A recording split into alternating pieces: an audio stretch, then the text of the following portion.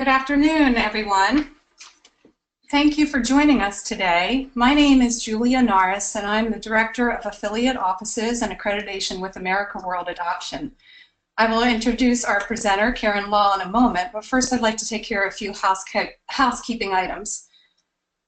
First, on the control panel, you'll notice there are two handouts.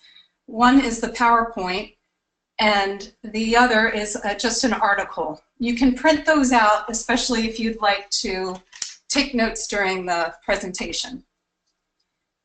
Also, we will be having a Q&A session at the very end. So during the presentation, if you'd like to type some questions in the question box, we will see those and we'll try to get to as many questions as we can at the end.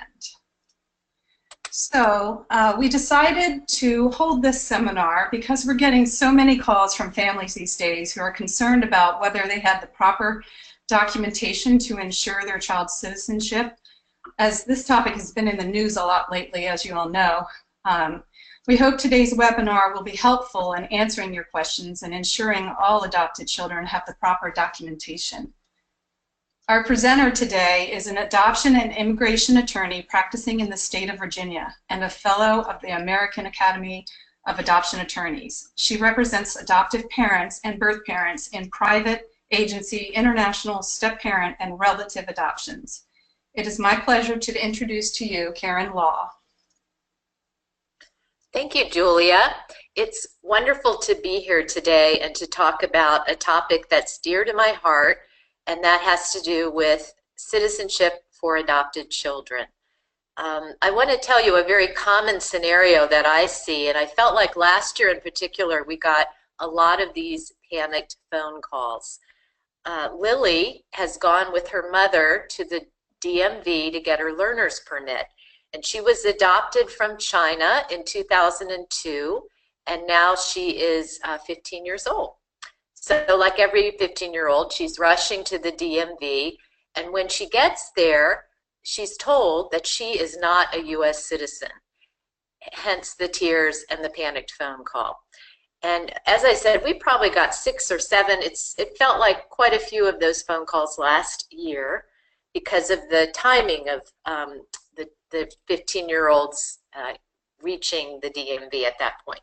I anticipate pretty much the same this year.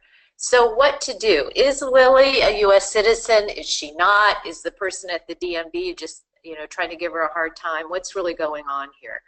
I think the main thing I want to focus on is there's a difference between having a status and having proof of that status.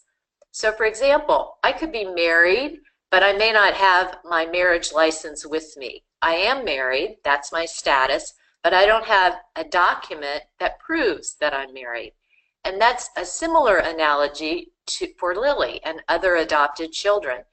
The child might actually be a U.S. citizen, but she doesn't have a document that proves it. And as a parent of an adopted citizen or an adoption agency or someone else who's involved in adoption, we want to be sure that every child has all the rights and privileges of a U.S. citizen. So let's move forward here. Let me see here. Okay. Generally, what I tell people like Lily in that situation is to locate the child's original Chinese passport, the foreign passport. And if you open that up, there's going to be a U.S. visa page, and there will be a stamp. And the stamp is what really tells you the child's status. There's a little saying that if the stamp, if it ends in 3, you are free. If it ends in 4, there is more. So what do I mean by that? There's going to be a stamp that's going to say, back in the day, it would have been IR-3 or IR-4. Now it could also be IH3 or IH4. So you can look at Lily's passport. Does it end in 3? Does it end in 4? And that's how you'll know whether she's a U.S. citizen or not. An IR3 would be a U.S. citizen. An IR4 would not be a U.S. citizen. Instead, Lily would be in a different status, which would be that of a lawful permanent resident. We also call people in that status green card holders. Green card holders are a step below citizenship, and they can do almost anything that a citizen can do with two important differences. They can't vote, and they can't commit a serious crime. And why is that? Because only U.S. citizens can vote, number one. And then as far as the serious crime, that gets back to what Julia was discussing at the beginning. There have actually been some very sad cases of children who were lawful permanent residents and who never became U.S. citizens. And then they did commit a fairly serious crime, and they were deported back to their country of origin, where, of course, they have no connections, they don't speak the language, they never went to school there. So that's another warning as to why we want all of these children to get to citizenship, and explains the difference between lawful permanent resident and citizen. Okay, so we talked about the difference between being a U.S. citizen versus having proof of the U.S. citizenship. And let's just take Lily as an example. A lot of the children, the reason that this is confusing is because the Child Citizenship Act passed in 2000, and it became effective in February of 2001. And there was a lot of hoopla, and people were really excited about that because it changed the rules that existed before 2000 and made becoming a citizen automatically simpler for adopted children. Well, what I've seen are letters that were sent out by U.S. senators and so forth to their constituents saying, congratulations, now that the Child Citizenship Act is passed, your adopted child is a U.S. citizen. That may be true, or it may not be true. The letter that I actually saw was for a child who had an IR4 visa. And that child actually wasn't a citizen, but she had a letter from her senator saying, congratulations, you're a senator now. So between 2001 and 2004, what happened was if you were a citizen, so it was an IR3, what you would get instead of a certificate of citizenship would be a lawful permanent resident card, which is very confusing. Looks like a driver's license. I've had clients say, I never got one of those. And when they send me all the paperwork, they actually did. They just didn't know what it was. But it's a little laminated card about the size of a driver's license. It's got a picture of the child at the time they were adopted. And on that card, it's also going to say the visa category, IR3 or IR4. The problem with those cards is they expired in 10 years. It doesn't mean that the child's status changed. So in other words, you can have an expired lawful permanent resident card, and that's probably what Lily had. It's long expired. She actually, she is a U.S., she's still a lawful permanent resident. Nothing's changed, but she no longer has a valid document, if that makes sense. After February of 2004, USCIS started automatically sending certificates of citizenship to children, IR3 children, children who were citizens. And children who were lawful permanent residents still got the card. But there's that 4-year window where there were quite a few inter-country adoptions, and these children, whether they were citizens or not, they got that lawful permanent resident card, and that has led to a lot of confusion. Okay, so what do we want to do here? Well, let's start with the premise. Let's suppose Lily's visa category was an IR4. They looked at her Chinese passport. They saw the stamp. It said IR4. Perhaps they hopefully do still have that lawful permanent resident card, and it says IR4. So they know this child is not a citizen. What can they do to fix this? Well, what they need to do is to readopt the child in their state of residence. Readoption, the laws are going to vary depending on where you live. And there are some states which actually have an expedited procedure for some children, which doesn't require a full readoption. So you really have to speak with someone who's an attorney in your state who's very familiar with how to do a readoption. We'll talk about how to find someone in a minute. So, and you have to complete the readoption before the child turns 18. So that's another point, is that if the child is 17 and is going to be 18 next month, in most states you would not have time to finish a readoption in a month. But your goal, usually this does arise when the child is getting their driver's license at 15, 16, so usually there is time to get that done. In my state, in Virginia, it probably takes about, from when I file the case, about 4 months or so to do a readoption, and in some cases we can expedite that. Okay, and then let's say they navigate this process, they readopt Lily before her 18th birthday. By law, she's going to become a U.S. citizen on the date that the judge in my county signs the final order of adoption. So yay, you know, Lily's now a U.S. citizen under the Child Citizenship Act. But what do you think would happen if she just goes to the DMV and says, you know, woo, I did a readoption, I'm a citizen now automatically, hand me my driver's license? That's not going to go very far. So again, difference between status and proof. She's going to have to get a document that proves that she's now a U.S. citizen.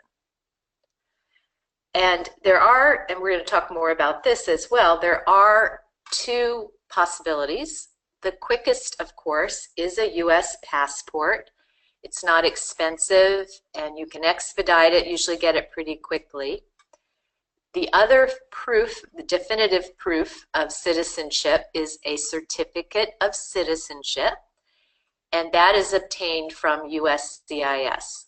What some people don't realize is that the two different government agencies don't talk to each other. So you get a passport from the Department of State, and that's one database, and you get a certificate of citizenship from USCIS, and that's a different database. So you can have a passport and USCIS doesn't know that the child is a citizen. In their records, Lily is still an IR4 lawful permanent resident, okay? So that brings us to an important point, which is that a passport alone is not enough. And we're going to talk more about that, but you really need to, you know, swallow the pain of paying the big bucks because the filing fee increased with USCIS and get a certificate of citizenship for the child. Now, one question I often get asked is, well, what about Lily? You know, she's just dying to get her learner's permit, and you've told me it's going to take 4 months to do a readoption in Virginia, and then I have to get some kind of proof of citizenship. You know, why wouldn't I just at least renew that lawful permanent resident card that's expired? At least she would have some lawful status, and people who have lawful permanent resident cards can get driver's license. So why wouldn't I just do that while I'm waiting? Which is a good question, but the answer to that is it's not really worth it because the processing times for that form are about 6 months. So in that time frame, you can get the readoption done and get a passport. But if for some reason you decided to do that, the form is the I-90 form, and like any form with USCIS, you can find that on their website, uscis.gov. Don't ever pay to file a form with USCIS.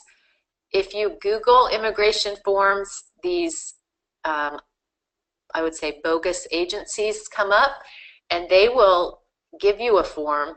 It's often not the most recent version of the form, and you have to pay them. But if you go to uscis.gov and there's the tab at the top that says forms, that'll be the most recent version, and it's free. So that's just a little tidbit.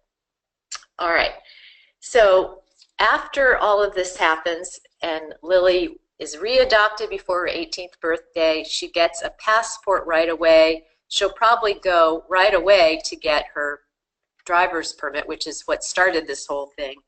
But then she's also at the same time going to apply for a certificate of citizenship. The time that takes really varies by where you live. In my area, I just looked at it, and they're processing certificate of citizenship applications that they received in November of 2016. So they're really delayed in processing these.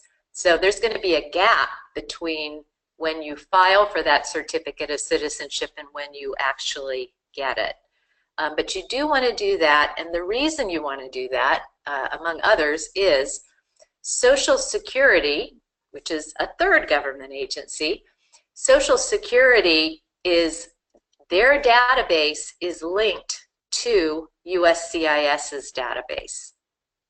It's not linked to the Department of State, the passport database.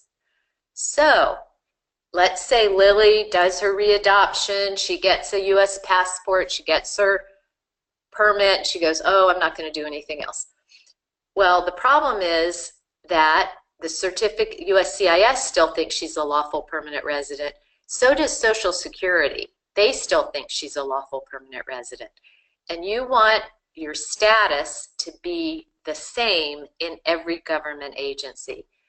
Social Security isn't, they're supposed to, but they frequently don't believe you if you go in with a US passport and say, I'm now a US citizen.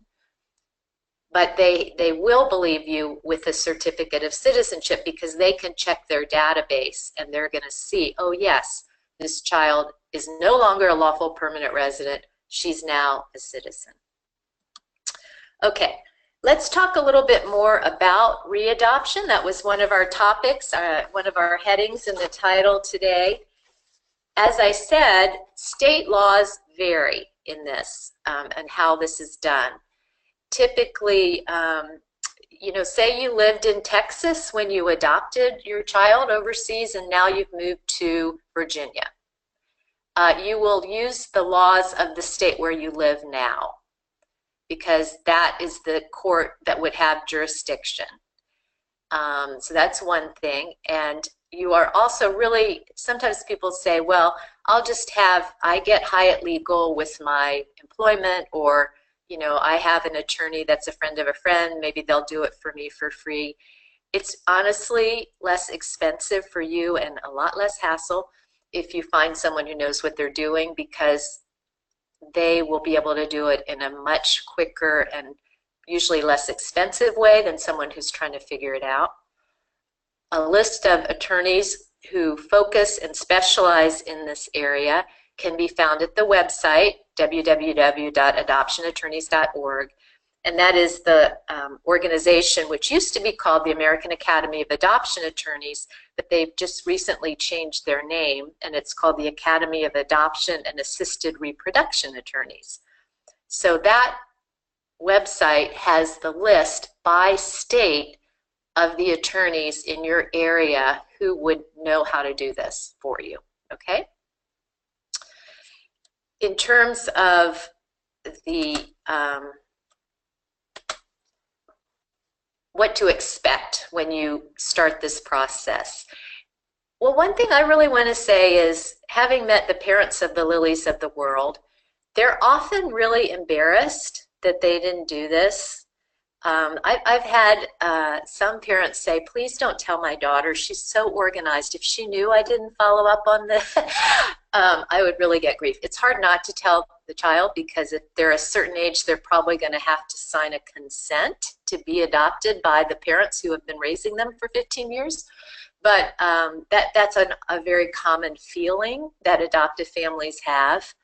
Another thing that I see is the families lost their paperwork. That is very difficult. I had one situation where the wife had all the documents and she passed away unexpectedly, and her husband really didn't know where any of the foreign documents were. I have one right now where the family at one point had all their foreign documents, but it's been 15 years. They've redecorated or remodeled their home and they cannot find their documents. And your attorney, to do the readoption, is going to need some basic documents from overseas. What they need is going to vary by the state. It's also going to vary by the country that you adopted from. So the documents that I want, if I'm doing a Chinese readoption, are pretty straightforward. I usually want the child's Chinese birth certificate. I want that abandonment decree. I want the adoption certificate. I would like the child's original passport with the stamp so I can see whether they're a citizen or not. I'd like the Hague certificate if it's a recent adoption and it was a Hague adoption. And I would like the post-placement reports. That's what I'd want for a Chinese readoption when the family first came to meet with me. If it was a family, though, that adopted, say, from Korea, the list of documents would be different. If they adopted from the DRC, the list of documents would be different. So the adoption attorney has to know enough about the process in the foreign country to know essentially what are the essential documents to put in the readoption pleadings that will be filed with the court. At a minimum, most courts will want to see the child's original birth certificate, and they're going to want to see whatever terminated parental rights in that foreign country. You know, an adoption certificate in China. In other countries, it'll be a court decree, like in Ethiopia, for example, or the DRC. If it's a finalization of a guardianship, they're going to want to see the paperwork that proved that, in fact, there was this guardianship procedure that was followed up. So they're going to want to see those documents. And the hardest part, I tell my client, is for you to find your old documents and make copies and get to my office. And after that, I'm going to take it from there. But it is sometimes hard. Chinese documents aren't so difficult because, as you know, they're all stapled together in kind of a little book. But I've seen a shoebox full of documents from other countries, and like from Taiwan, I remember that one in particular. And the family, and this is so common, you know, they've gone through such a lot to do the foreign adoption. They've gone through USCIS, they've submitted their dossier, they've traveled, and now they're trying to integrate this child into their family, and they're doing life, and there's so much going on that they don't really know what they have, and it's all just put in a box. That is very common. It would be really great if adoption agencies would encourage their families to, right when they get home, get those documents organized, maybe put a sticky note on the front of them that explains what they are, because a lot of times the family doesn't know what the adoption decree really is. They have a couple court documents. They don't know which one is the final order of adoption. So to the extent that adoption agencies can help their families, and they're really good at that, organize what they've got and then scan and email it to various people. You know, dear Aunt Sally, here's Lily's birth certificate, here's Lily's adoption certificate, here's a copy of Lily's Chinese passport. Then it's going to be easier for you later to identify which document is which. Okay, so let's talk about, as I said, in Virginia, which is where I practice, the process is about 2.5 to 4 months. Let me back up though 1 minute. I want to talk about 2 more things here. One of those is post-placement visits.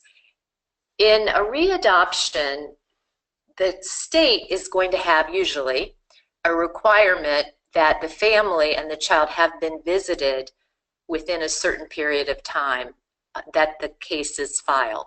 And why is that? I mean, we don't want to file a readoption and find out that the child actually has been maybe no longer, well, really mistreated or is not doing well, or there's been some complication.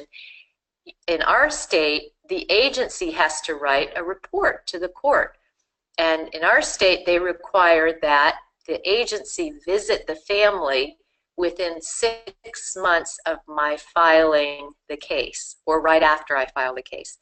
And so it's very common for the family, if they've finished all of their country post-placement requirements, that, you know, they're long done with whatever China required, you know, now they're starting their readoption, they are going to have to pay for an extra visit.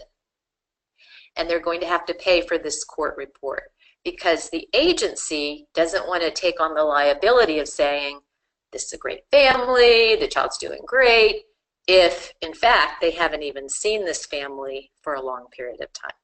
And that gets a little trickier if the family had lived in Texas when they adopted the child, and now they live in Virginia and they're doing a readoption.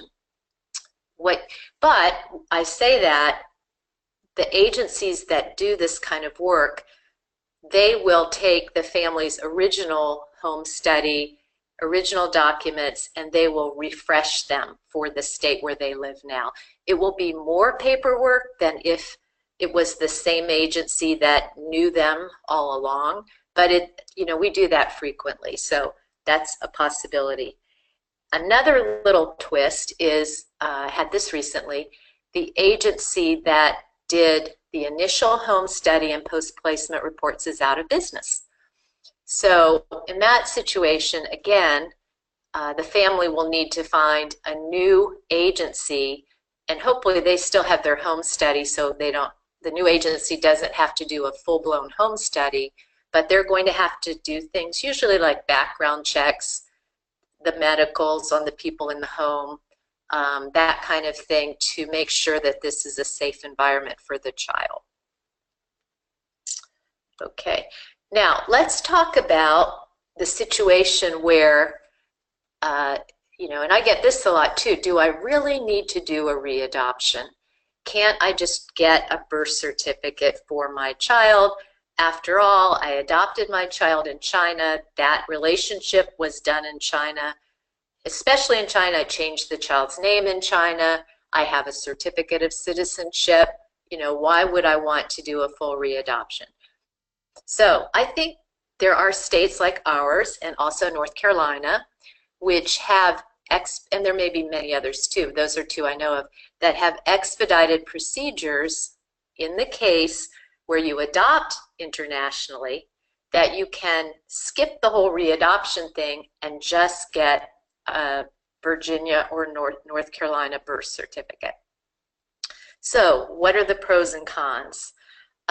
Well, I think there's sort of a 3-fold test that I would use to decide in an individual case which one to do. And I tell families when I meet with them, it doesn't matter to me what you pick. Let's just go through this and you decide, because it's your decision. So first of all, you would want to be sure that the child is in fact a U.S. citizen and you have proof of that. So obviously Lily, who was an IR4, you can't just get her a Virginia birth certificate. The birth certificate wouldn't change her status from lawful permanent resident to citizen. It has to be a court process. So in the example of Lily, right away, you know, no, it's not enough to get a birth certificate. You have to do a readoption, okay? But let's suppose it's a situation where the child has a certificate of citizenship. Okay, that's good. Then you ask, you know, was the child adopted from a Hague country? In other words, is there a Hague certificate? And why is that relevant? there's something called, I remember from law school, something called full faith and credit, and there's something called comity. Full faith and credit, what does that mean? That means if I have a Virginia final order of adoption, and many years from now, hopefully, I pass away, and I have put on my Fidelity beneficiary form all of my IRAs and all my assets with Fidelity, they go to my children. Okay, who are my children? If I have a Virginia or any state adoption decree, every state has to give full faith and credit to another state's court order. So Fidelity is not going to give you any pushback and say, is Lily really your daughter or not? If all I have is the Chinese adoption decree, Fidelity does not have to honor that. They could, and they might in the case of China, because China has had a consistent program for many years. Well, let's look at Russia. I mean, we had Russian adoptions for many years, and as you know, those are closed now. There have been other countries like Vietnam which have opened and shut. And so you can see how it's possible, and of course you wouldn't be there anymore, that your adoption decree, the validity of that could be challenged. In other words, at the point of your passing, for inheritance purposes, some entity could say, we're not confident of the relationship here, that it was a valid relationship.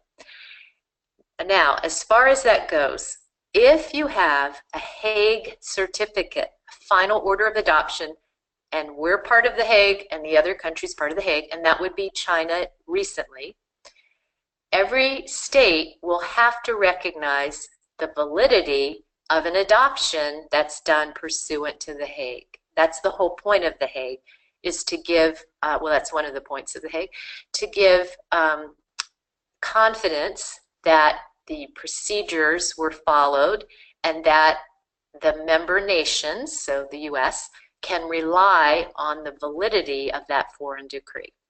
So back to our example, let's say this child does have a certificate of citizenship. They adopted from China recently. They have a Hague certificate. The third thing I would want to know is the child's name and date of birth accurate on the certificate of citizenship? If it is, if you can say yes to all three of those questions, then I think you're fine in just getting a birth certificate. And in Virginia, that's usually who picks that option, is families who've adopted from China recently. It's not actually super easy to do. The requirements to get the birth certificate are a little bit complex. So I still do that for families, but I just charge a minimal fee to do that. And some families do it on their own and so forth. We did talk a little bit about this, but I kind of want to go back and hammer it a little more. Proof of U.S. citizen. What is proof of U.S. citizenship? When you go to the DMV, you know, what do they want, basically? What about a certificate of foreign birth? So like, let's just say Lily, not knowing better, instead of, she was an IR4, instead of doing a readoption, she just got a certificate of foreign birth in her state. Would that be proof of U.S. citizenship? No, it would not. What about a Social Security card? No. We have a lot of people who are not U.S. citizens who have Social Security cards. What about that lawful permanent resident card? No. Again, that's a different status that's short of being a U.S. citizen. The only, for a foreign-born child, I should say this, the only two forms are the certificate of citizenship and the passport. I didn't put down, there's also a report of consular birth abroad, which is proof of U.S. citizen. That's usually given out in the case of U.S. service members whose children are born overseas, for example. But that wouldn't be something you'd have usually in an adoption context. Now here's a question. We did a lot of advocacy when USCIS proposed raising the filing fee for the certificate of citizenship. And I know the American Academy of Adoption Attorneys and the National Council for Adoption, a lot of these advocacy groups submitted comments saying this is ridiculous, going from $550, which was what the old fee was prior to December of 2016, to the new fee of $1170. That's double. If you're trying to encourage families to get certificate of citizenships, why would you double the fee? But we did not win that fight, and so it is what it is. And you can be mad about it, which I still am, but you still have the dilemma, do I want to do this or not? I really think you should, for a lot of reasons. One is I've actually seen passports issued to children who aren't citizens. I have a case right now of a young man who was, it was a guardianship from, I think, Morocco. He was an IR4, which is normal, and somehow they got him a passport. He's not a citizen. Well, what happened, his mother didn't know better, of course. She wasn't trying to do anything wrong, but she thought he was a citizen. And what happened was when it expired, and they always do expire, and she goes to renew it, that's when it turns up. So just because you have a passport today, when it expires and you forget to renew it because you don't have any upcoming trips overseas, and you go back to reapply, that's when it might come up. The other thing I've heard, we have a lot of government agencies in the DC area, is that a lot of government agencies aren't happy, or a passport is not alone enough to prove U.S. citizenship for a foreign-born child. They really want that certificate of citizenship in order. So if your child later in life is going to work for a government agency or in some kind of cybersecurity, which is a hot field right now, they will need that certificate of citizenship. So you should just do it. And then I think the other reason, which is sort of related to the passport expired part, is that a certificate of citizenship does not expire. It is a forever document. Now, a common thing we see is that the child's name on the certificate of citizenship is different than the name that the family ends up with for the child. In Ethiopia, for example, they give the child, I think it's the father's last name is the child's middle name automatically. You don't see that as much in Chinese readoptions. Or sometimes you get home and the name that you thought that you wanted turns out not to be a name that you really want. So you do a name change or you do a readoption and you get a U.S. birth certificate. And so the name that is on the certificate of citizenship is different than the name on the child's U.S. birth certificate and adoption order. Is that a big deal? Again, I think you really should get a new certificate of citizenship because, as I said, the databases. So Social Security is going to have that child listed under the old name because they follow the USCIS database. And so that's name number one for the child. And let's just say the child gets arrested, there's some teenage incident, and they've got one name in Social Security's database, they've got another name on their driver's license. That is not a good situation. So you really do want to get a new certificate of citizenship. The form is the N565. The filing fee for that is $555. And it's quicker. I think it's about 3 months. If you go to the website, they have pretty clear instructions. The thing that makes you nervous is that you do have to mail in the child's original certificate of citizenship when you apply, but make a photocopy for yourself and keep that until you get the new one. Okay. Now, another thing that we see, we used to see this a lot in Ethiopian cases, because the child would be brought to the orphanage, and of course they don't come with a birth certificate, and the teacher in this school at the orphanage says, you look like you're 6. So the child gets assigned a birth date, you're 6. But when the child gets to the US, you know, they go into puberty at age 8. Or it just becomes very obvious that this child is not 6. So what do we do in that case? We used to have a real problem because often, and it's true in our state, there was a process to change the child's birth date as part of a readoption. But the problem again would be that the child would have one date of birth on their Virginia driver's license and another date of birth in the Social Security database. So big identity fraud issues, right? Well, the group that I'm involved with, the American Academy of Adoption Attorneys, old name, we worked with Congress, and we were very proud of the fact that we were able to work with members of both sides of the House and Senate, and our bill was passed in 2014. It was one of only 111 bills that year, I believe, and it was called the Accuracy for Adoptees Act. And that was passed in January of 2014. And what that said was, if the state changes the date of birth through a state process, every federal agency has to honor that change. So that was really significant for some children, because before that, USCIS said they would not ever do that. They were going to stick with the date of birth that the child entered at, which meant that Social Security would keep the old date. So with that change, now, if you go through that court process and have the date of birth changed on the state level, you can and you must actually get an amended certificate of citizenship by filing that form N565. And then you're also going to go back to Social Security, and they must change the child's date of birth in their database. And you really want to close that loop, like do all of those steps, because you want your child's name and date of birth to match up in every area. Okay.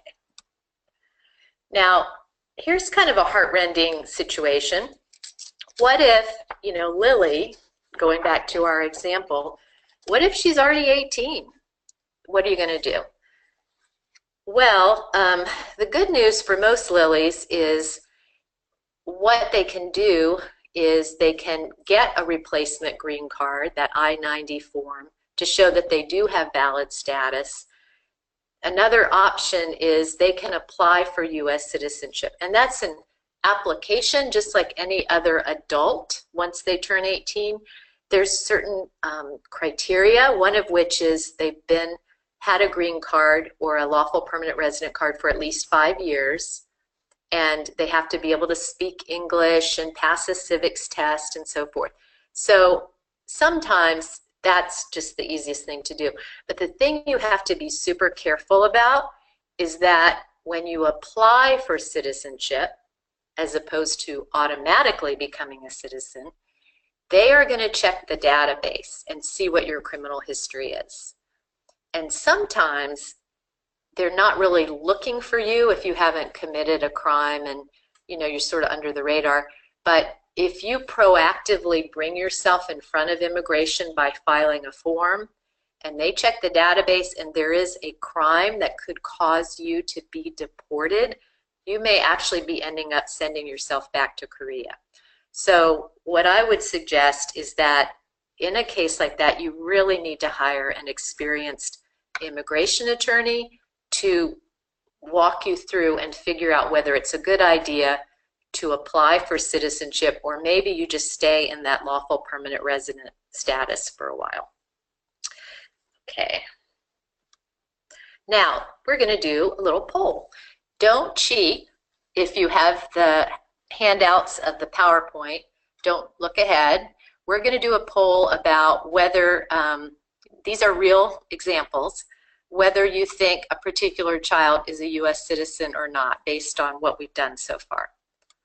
Okay, so this This is a real question. Julie called my office in tears. She had adopted her daughter back in that 2003. Her husband didn't go. And so now they're leaving on this really exciting cultural heritage trip. But when she went to get a passport for her daughter, the officer told her, well, your daughter's not a citizen.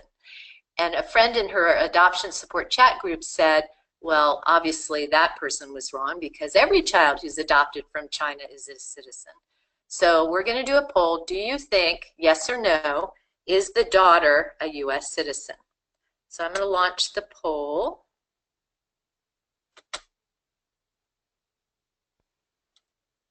Okay, let's see here.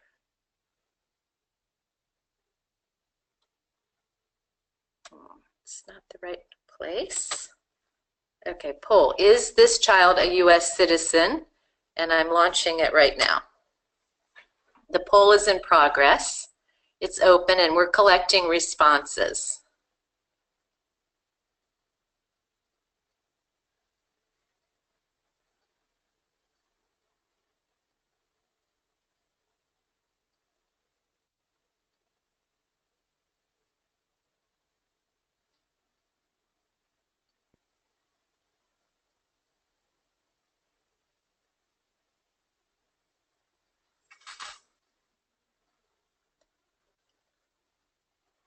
Okay, I think I'm going to close the poll. We've got a pretty good representation. 76% voted, 77. So I'm going to close the poll. And I'm going to share the results. And the results are 23% of you think that Julie's daughter is a U.S. citizen and 77% think she is not a U.S. citizen. All right, so I'm going to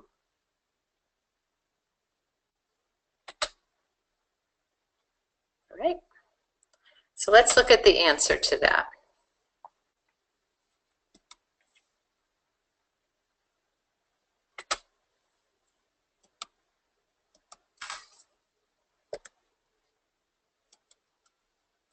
The answer should be yes. No, she's not a U.S. citizen. Okay, let me see. We're having technical difficulties here. Okay.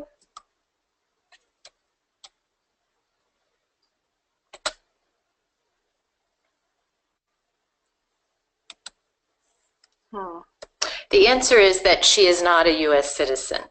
And why is that? Because she most likely was a IR4 because only one of the parents traveled. So what she's going to need to do is she's going to need to do a readoption before the child turns 18 and then get a passport and also get a U.S. citizen, get a proof of citizenship. Okay. And as again, I said no. The daughter will have an IR4 passport because one of the spouses did not travel. Okay, and then sometimes you can get congressional assistance to obtain an expedited passport, and in this case, that's actually what they had to do. Okay. Okay, here's another one. Fatima just returned from Iran where she adopted a daughter. She has an order which says it's a final order of adoption. Instead of receiving a certificate of citizenship, though, she got a lawful permanent resident card for her daughter. Her daughter's visa page is stamped IR4. Is the daughter a U.S. citizen?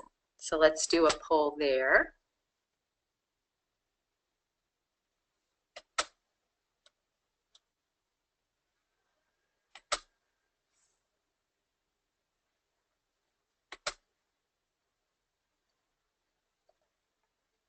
Let's see, we have a different, right?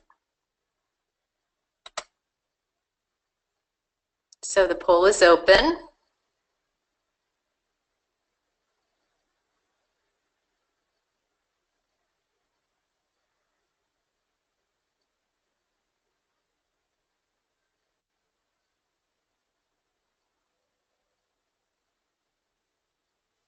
Okay, I'm going to close the poll, and the answer, you guys are rock stars. 97% of you realize she is not a U.S. citizen because she is an IR4 visa holder.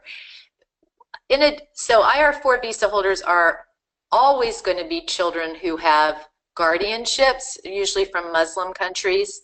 In Korea, back in the day before we had final orders in Korea, those kids were guardianships. So those kids are IR4s. With a final order of adoption, you don't really know. It's going to depend on how many parents traveled and when this happened. Okay. So, and again, I said there was a translation error in the final order. This case actually did happen to me. It was translated as the final order, but the way that I knew that it was an IR4 and that we needed to do, in this case, it's called a finalization as opposed to a readoption. A readoption technically means you have a final order of adoption in the foreign country, and you're getting a second final order of adoption. And a finalization means you had a guardianship, something that was not a full adoption, and you are finalizing that foreign adoption. So that's what Fatima is going to need to do, and she needs to do that before the child turns 18. Here's one. Nora, a Pakistani citizen, lives in the US and works for the World Bank. She goes back to her home country once a year. She obtained guardianship. She is a G4, she's a G visa holder, which means it's sort of like a diplomatic visa. She's married to a US citizen, so they brought the child in and adopted the child. Is the child a US citizen once the adoption is complete? So let's launch the poll. See what you think.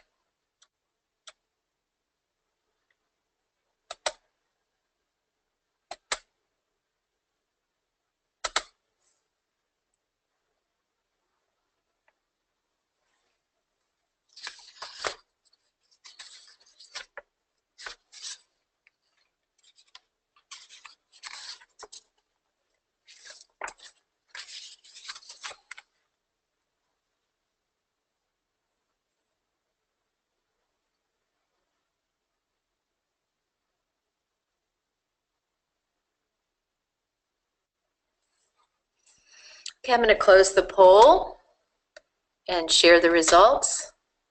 That was a tricky one. 57% of you thought that the child was a U.S. citizen when the adoption was complete, and 43% said no. That was tricky, and the right answer is no, actually. And why is that? The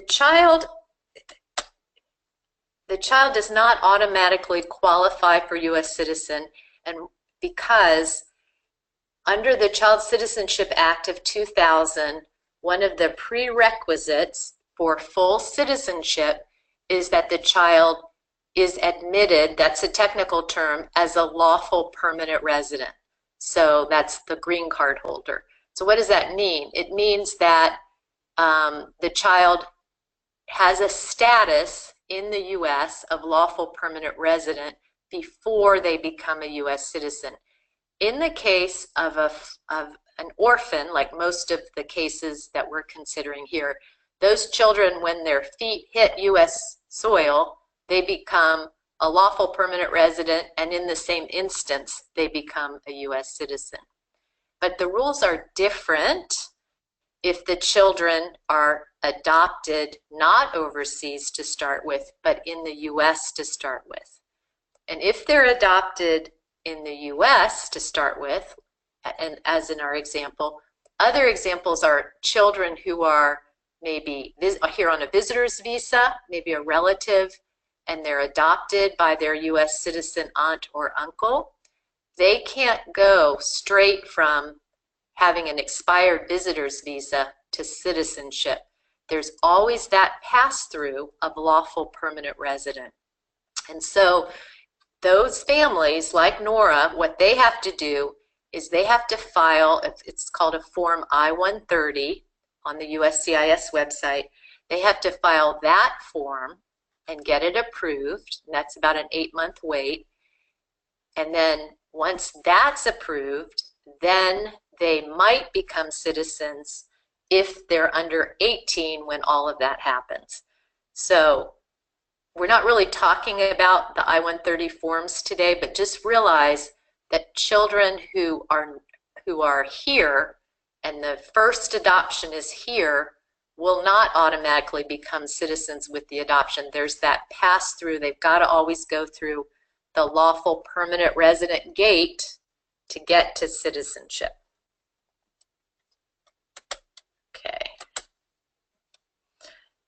Okay, let's go back. I think I'm going to just do one or two more. This is a little trick one too. So Reuben was a dual citizen of the US and Israel. He married an Israeli woman. She was a lawful permanent resident. She was not a citizen. And they were living in the Ukraine, and they adopted this little boy. So they came back to the US in 2004, and they thought, of course, since Reuben was a citizen and they had adopted overseas, you know, that their son would be a US citizen. Well, they got a letter from the Department of State saying that we're not sure. When he looked at the visa page, it was stamped IR2.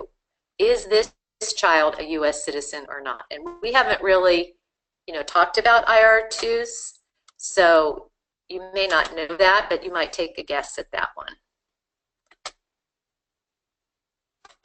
So I launched the poll.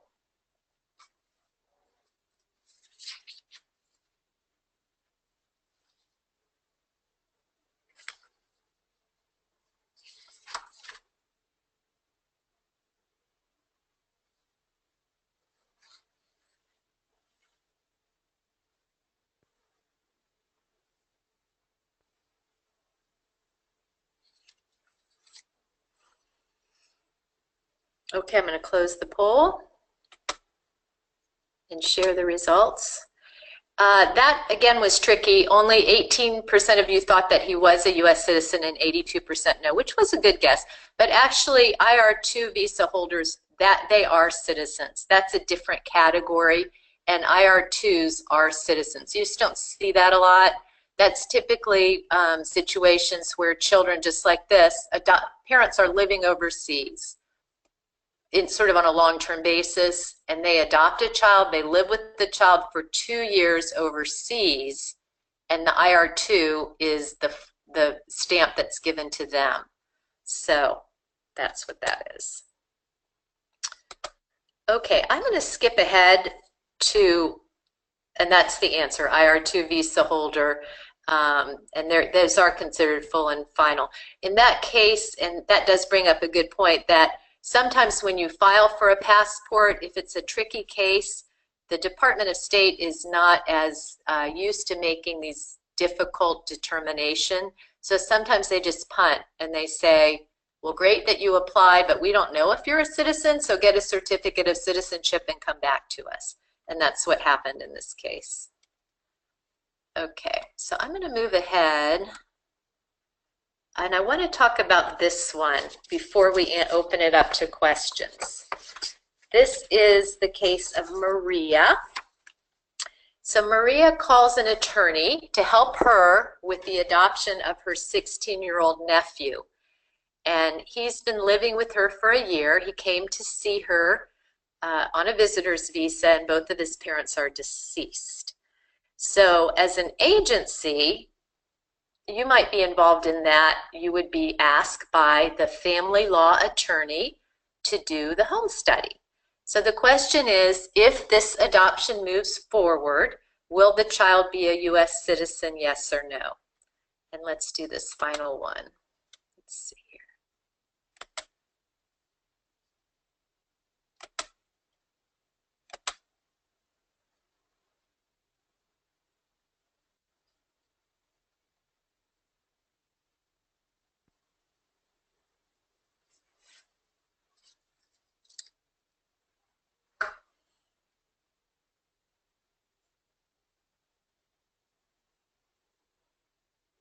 I'll give you just another few seconds on this one. It's sort of divided pretty evenly, your responses.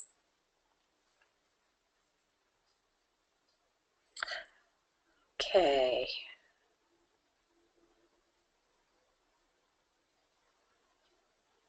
All right.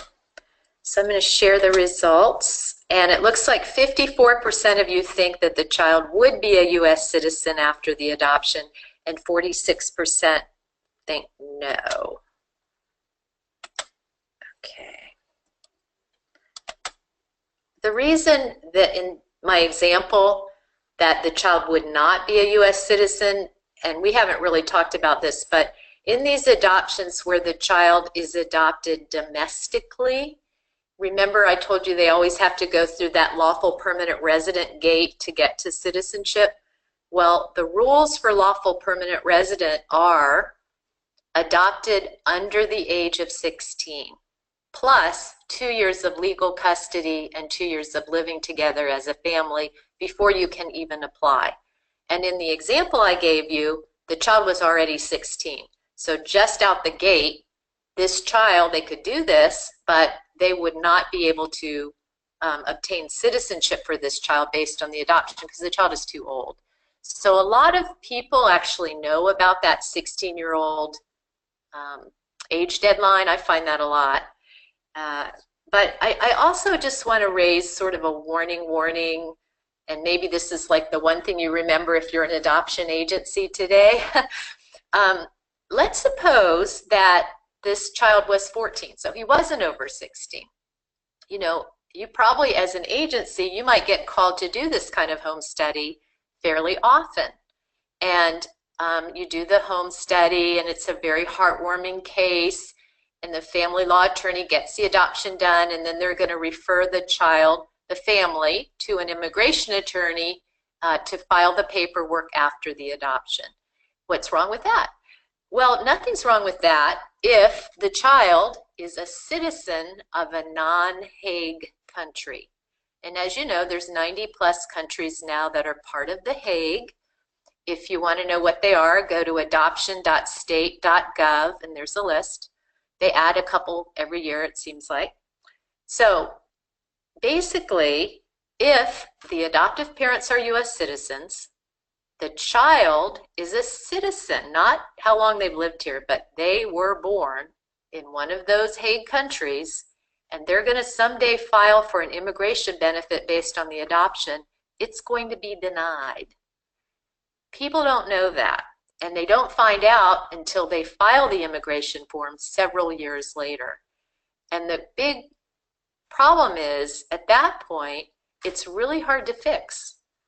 If the family had an immigration consultation with an immigration attorney before you did the home study, before the adoption, there are ways to set that up so that the adoption would lead to an immigration benefit, but it has to be done before the adoption is completed. So as an agency, if it were me, I would require in that case, before I agree to do the home study, the family to meet with an immigration attorney and give me some sort of letter that explains how the Hague Adoption Convention affects this family. So that's my 2 cents. Okay, I think we're getting ready for questions now, just for time, and I know that there are a lot of you on the line and you may want to have questions. So let's move forward to that. Go ahead, Julia. Thank you, Karen. As we load these questions and prepare them, I'd like to start off by asking a question. And I know there are several adoption agencies that might be attending the webinar today. So I'd like to just ask, what suggestions do you have for us as adoption agencies to ensure families are not only getting the proper documentation, but safeguarding that documentation? What can we do to help them? Okay, that's a really good question. And you and I sort of talked about that earlier, but I think good practices, so it's not like your COA accreditation or anything like that, but just to help the families as an agency. You guys have gotten really good at requiring and really trying to help families comply with the post-placement requirements of the country. What I would do as part of that post-placement process is require the family to give you photocopies, and hopefully they'd be scanned and emailed, an electronic version and a paper version of, at a minimum, the child's birth certificate, the child's foreign adoption certificate or judgment or whatever it was, that final adoption document, the child's foreign passport, the picture page, and the child's U.S. visa page with the stamp showing, and then the certificate of citizenship and the lawful permanent resident card. So I think as an agency, you should collect that from every family and have it in your file so that when the family 10 years later says, we can't find it, you will have it. And also by having them send it to you, they're going to have a better sense of what it is they have. So there is that. Great. Okay. Okay. Another question from an attendee. We adopted our son from Ethiopia and have received his certificate of citizenship. A few years later, we changed his date of birth through the courts. Do we need to get a new certificate of citizenship with his new date of birth? If so, how do we do that? Yes, you should. And I think that we talked about that because I have heard horror stories. The date of birth is going to be different in the Social Security database, and because that's based on the USCIS database, and USCIS has the original date of birth. So it's worth the $555 to do that, and you really should do that. Okay. Another question. We adopted from China, and our daughter is now 16 years old. We have her certificate of citizenship and a state-issued birth certificate. Do we still need to readopt? Well, that's that test. If you have a certificate of citizenship, it's the right name, it's the right date of birth, you have a report of foreign birth, and you have a Hague certificate, you might not want to. Those are the ones that you might not want to. If you don't have a Hague certificate, then I think you might still want to, just for the inheritance issues, but that's a judgment call. So that would be what I would say about that. Okay, and what about if a family adopted prior to China joining Hague? Would all states still recognize that adoption decree? No. It was an adoption prior to Hague. Correct. Right. Exactly. We became members in 2008, and I think China, if I'm remembering right, was already a member. So, but there was a little bit of a lag time there, so I can't give you the exact date. But at some point, after 2008, when we joined, then you started getting the Hague certificate. So if there is a Hague, and the other thing there is that there were cases that were grandfathered after 2008 that were under the old non-Hague process, and those sort of petered out over time. But essentially, if you have a Hague certificate, then I think you're fine. If not, you want to worry about the inheritance issue. Okay, great. Okay, here's a question which the question is, the child arrived on an IR3 visa in 2001. The question says, the certificate of citizenship has expired. Does the certificate of citizenship need to be renewed? Well, a certificate of citizenship does not expire ever. So and in 2001, that child would not have received a certificate of citizenship automatically. They would have gotten a lawful permanent resident card. That's probably what they mean. That would have expired, and so as we talked about, they now need to apply for a certificate of citizenship. The child is a citizen, but they don't have proof of it. Okay.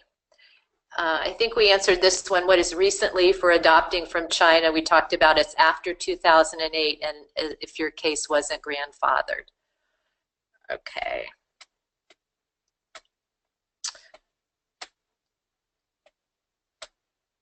What's the total cost of a readoption of a China-born adopted child now 17 years old? I can't tell you that. That's really going to vary by state. So, I mean, I can tell you what I charge, but that's not going to help you in a different state or so forth. We charge a flat fee of $1,300, and then there's some costs, so it ends up being about $1,500, which, you know, in the grand scheme of what you paid to adopt from China, that's not a lot of money. But, you know, I can't speak for other attorneys, and other laws might be different. It might be more complex in a different part of the country. All right, here's one. Our daughter was adopted in China in 2003, so she's right in that window. Her original Chinese passport has the IR3 visa stamp. She has a U.S. passport, so they did get a U.S. passport, a Pennsylvania certificate of birth, and then she will have a lawful permanent resident card, but that will have expired. You will need, in that case, she never got a certificate of citizenship. So she's going to need to apply not with the N565, but with the N600. You only use the N565 if you had a certificate of citizenship at one point, and that child would not, because it's before February of 2004. So that child doesn't apply for a replacement, they apply for an original certificate of citizenship with the N600. Okay.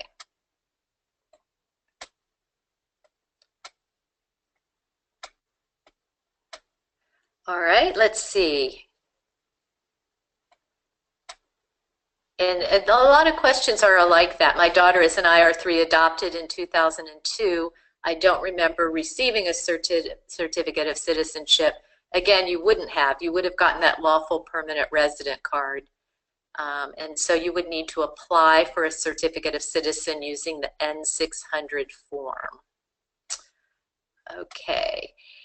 Here's one. My husband and I adopted our daughter from China in April 2005. She has a certificate of citizenship, and her Chinese passport says IR3. So this is a child who is a U.S. citizen and has proof of that.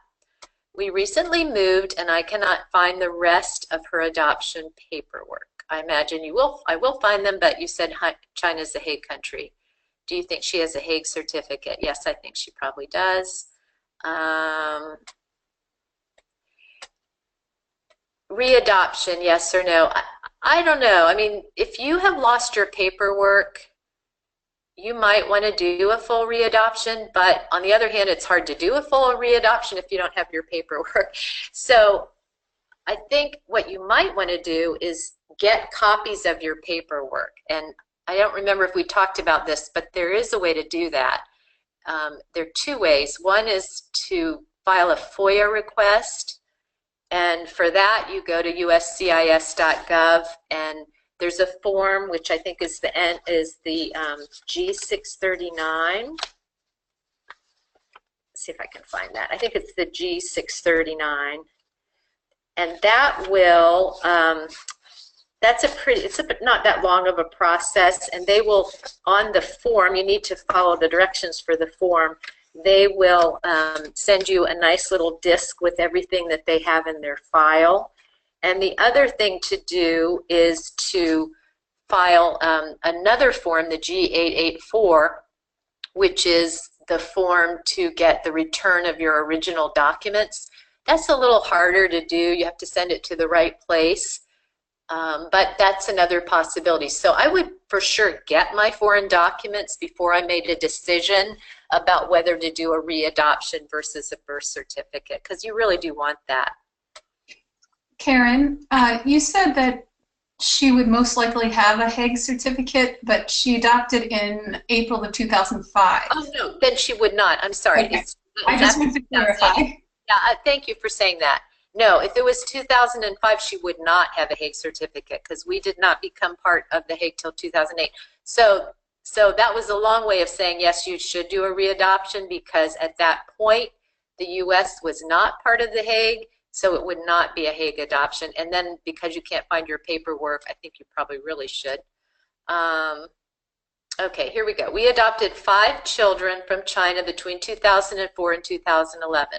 All were Hague adoptions. That's not true, because the U.S. didn't become part of the Hague until 2008, so the younger kids would not be Hague adoptions. I don't recall receiving a Hague certificate. You would have gotten that maybe with the oldest children, but not with the younger ones.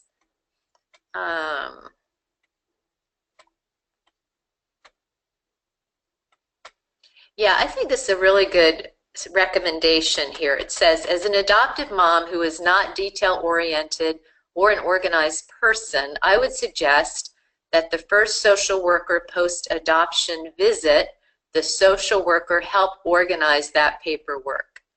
Agreed, that's great. The first several months home are so crazy. Having a person help would make it much easier to have that paperwork in order. So make that part of the first visit from the social worker after returning home. That is a great suggestion. Okay, here's another one. I would like to change my daughter's name by adding on and keeping their Haitian name.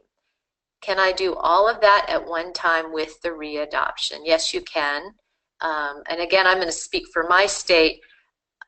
As part of the readoption, we do a name change. It's automatic. It's not a separate filing fee or court process. So yes, that can be done. If we adopt our, here's another one. If we adopt our child, I think we've answered that. All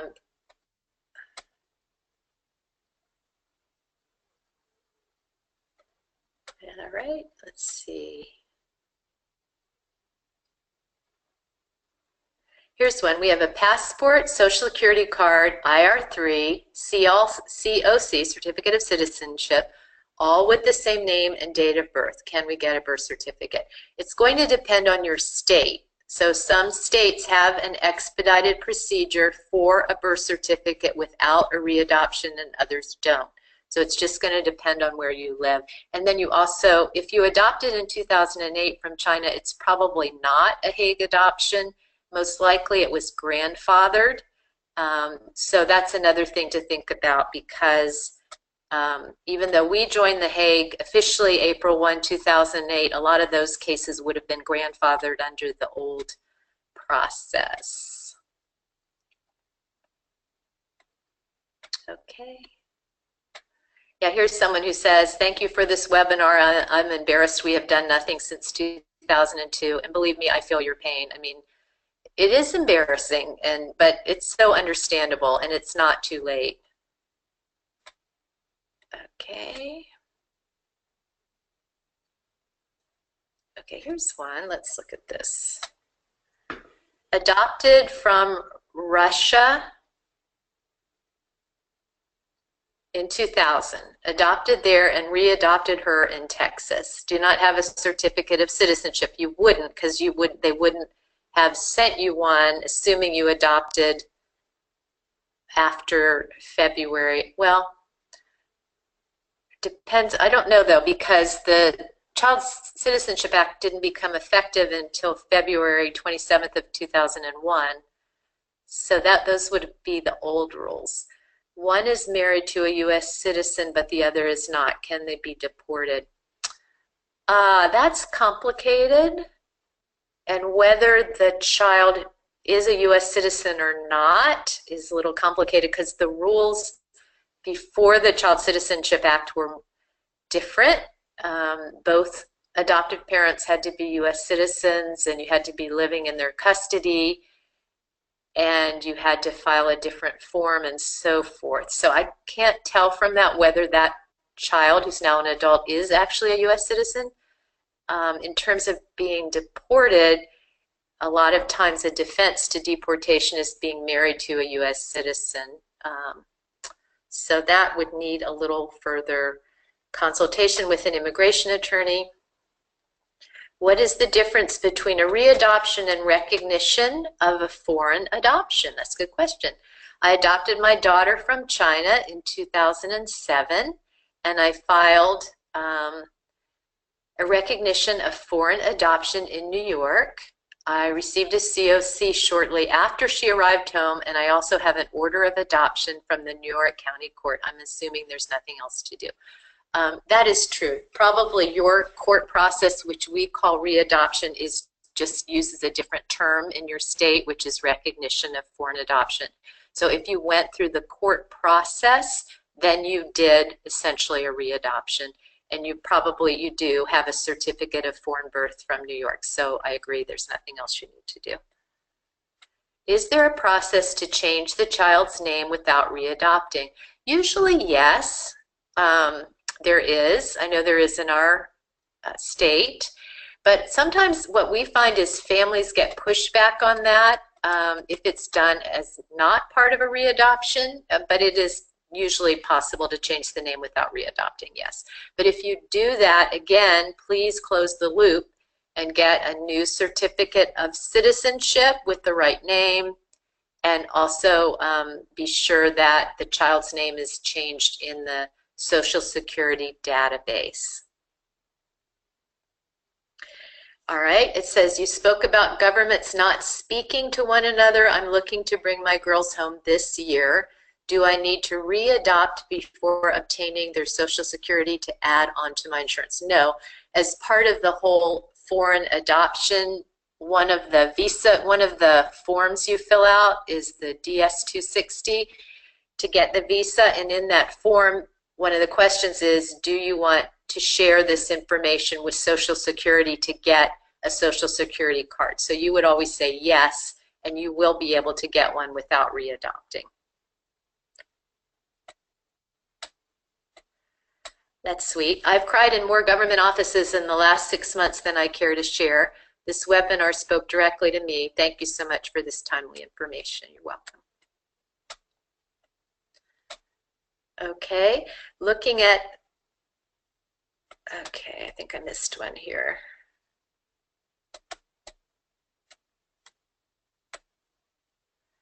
Looking at the N600 to apply for a first COC, it is asking if the applicant has ever lost or abandoned LPR status. The answer is no. You haven't lost the status, you've lost the proof of the status, your card expired, but you haven't lost the status. So the answer is no. Why do we need to readopt if we have a COC and passport? I think we talked about that.